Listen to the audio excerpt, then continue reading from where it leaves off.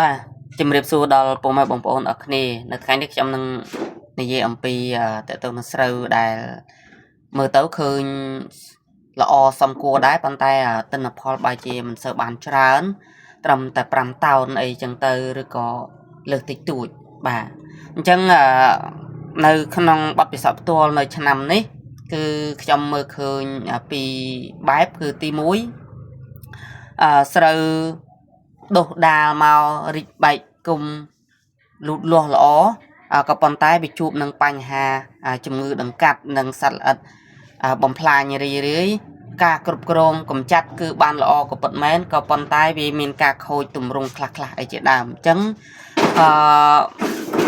มันអាចបាននៅទិន្នផលខ្ពស់ទេហើយក្នុងទី1នេះដែរគឺនៅពេលដែលស្រូវចេញផ្ការៀបដាក់ទឹកដោះហើយយើងបានផ្ដល់ជីបំពន់នឹងត្រឹមតែម្ដងអត់បាន2ដងនោះទេបាទធម្មតាយើងបាញ់2ដងទៅ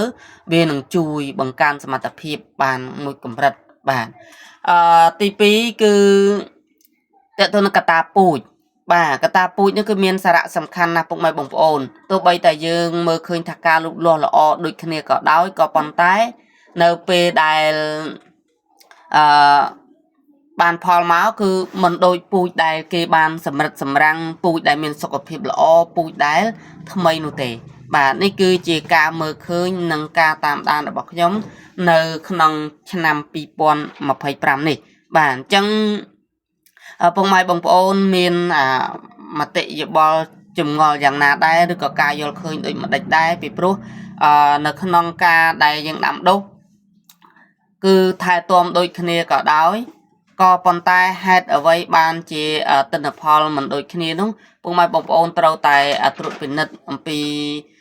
បញ្ហាទាំងពីរចំណុចនៅខាងលើហ្នឹងទី1ពេលដែលស្រូវមានបញ្ហាជំងឺនឹងសត្វល្អិតវាបាត់បង់នៅការចាប់យកជីជាតិអញ្ចឹងបើសិនតែយើងបំពន់មិនបានគ្រប់ជ្រុងជ្រោយឬក៏មិនដិតដល់ទេគឺពិបាកនឹងបាននៅទិន្នផលដូចស្រូវនៅក្នុងវីដេអូនេះគឺមិនបាននៅទិន្នផលខ្ពស់ក៏ព្រោះតែឆ្លងកាត់នៅដំណាក់កាលបញ្ហានីមួយៗហើយស្របពេលម្ចាស់ស្រែគាត់មិនបានផ្ដល់ជីវជាតិគ្រប់គ្រាន់មានន័យថាត្រូវបាញ់6ដងហ្នឹងបានតែ5ដងការបែកជីត្រូវជាមួយពូជហ្នឹង6ក្រង់គាត់បាចតែ5អញ្ចឹងទៅនេះគឺជាហេតុផលដែលការកាត់បន្ថយនៃសារធាតុចិញ្ចឹមអំឡុងពេលដែលស្រូវមានបញ្ហាប្រឈមនឹងជំងឺសត្វល្អិតបែបនេះគឺទិន្នផលធ្លាក់ក៏ប៉ុន្តែមានមួយទៀតគឺជីដាក់ច្រើនដូចគ្នានៅក្បែរហ្នឹងក៏ប៉ុន្តែបានទិន្នផលទាបជាងគាត់ទៅទៀតទាំងគណៈដែលការបំពន់អីផ្សេងៗហ្នឹងគឺបាញ់ច្រើននោះគឺតកតងនឹងការគ្រប់គ្រងសត្វល្អិតហើយនឹងកតាពូជផងដែរអញ្ចឹងពុកម៉ែបងប្អូនដែលមានបញ្ហាជួបប្រទះទាំងអស់នេះយោបល់របស់ខ្ញុំគឺទី1ប្រើប្រាស់សារធាតុចិញ្ចឹមឲ្យបានគ្រប់គ្រាន់ដើម្បីស្ដារឡើងវិញនៅការខូចខាតពីការបំផ្លាញនិងជំងឺរាតត្បាតអំឡុងពីការលូតលាស់បាទហើយទី2គឺព្យាយាមរកពូជដែល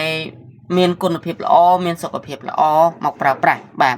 ចឹងគណៈពេលនេះគឺអរគុណច្រើនចំពោះពុកម៉ែបងប្អូនដែលតាមដាននិងទស្សនាកន្លងមកនឹងពេលនេះពុកម៉ែបងប្អូនមានតម្រូវការជីថ្នាំកសិកម្មពីនិមិត្តសញ្ញាស្ដេចឥន្ទ្រីពុកម៉ែបងប្អូនអាចតាក់ទងតាមរយៈលេខទូរស័ព្ទនិង Telegram ដែលមាននៅក្នុងវីដេអូនេះហើយពុកម៉ែបងប្អូនអាជីវករនៅតាមបណ្ដាខេត្តក្រុងនានាដែលមានបំណងចង់ប្រើប្រាស់ជីថ្នាំកសិកម្មយកទៅផ្គត់ផ្គង់ទៅដល់ប្រជាកសិករនៅមូលដ្ឋានរបស់ខ្លួនឬក៏លើកលុបបន្តក្នុងទ្រង់ទ្រាយធំគឺអាចហៅទូរស័ព្ទដើម្បីប្រឹក្សាអំពីការនាំចូលនិងចែកចាយពីប្រទេសថៃផងដែរពុកម៉ែបងប្អូនអាចយកជាដុំក្នុងការដែលបាននៅតម្លៃសមរម្យក្នុងការលក់ទៅចំណេញបានផលកម្រៃល្អបាទអញ្ចឹងព័ត៌មានលម្អិតគឺសូមតាក់ទងតាមរយៈលេខទូរស័ព្ទនិង Telegram ដែលមាននៅ